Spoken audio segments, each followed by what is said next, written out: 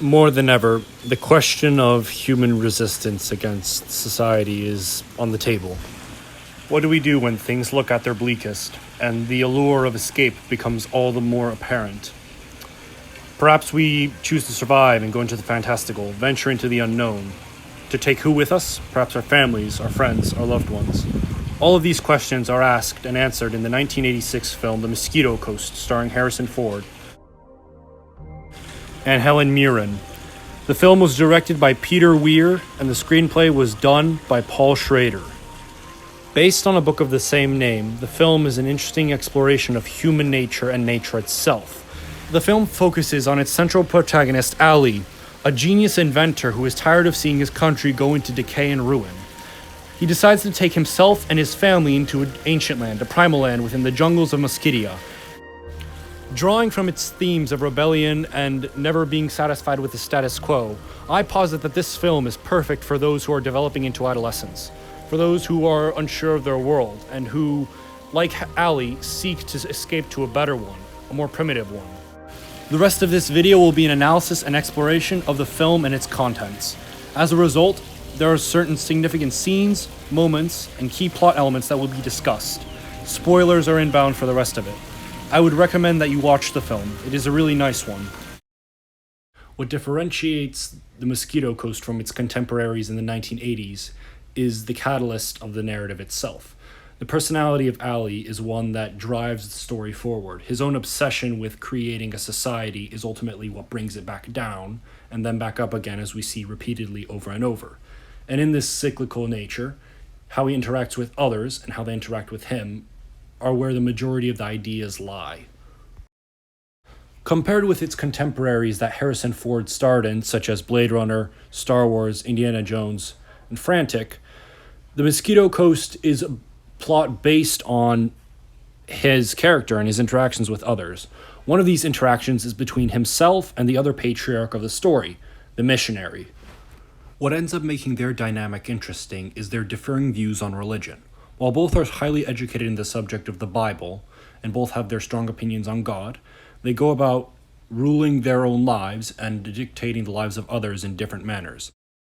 The missionary, who only seeks converts in troves, views religion as an escapism for them. Instead of ameliorating their problems, he seeks to obfuscate them with the doctrine of God and with ideas of Christianity. Acting as a foil to the missionary, the inventor Ali is able to take matters into his own hands, using his knowledge of science and engineering to create a paradise in the jungle, a place that no god can reach, and that where he himself is the ruler. As a result of this, their tension is increased throughout the film, culminating in the climax, where the logical extremes of both Ali and the missionary are reached. The missionary ends up becoming a televangelist, preaching to the people of Mosquito from the safety of a sterile TV environment. He has gone from being a flesh and blood human that could potentially help them to his logical extreme, just entertainment, to distract them from the fact that their lives can be awful.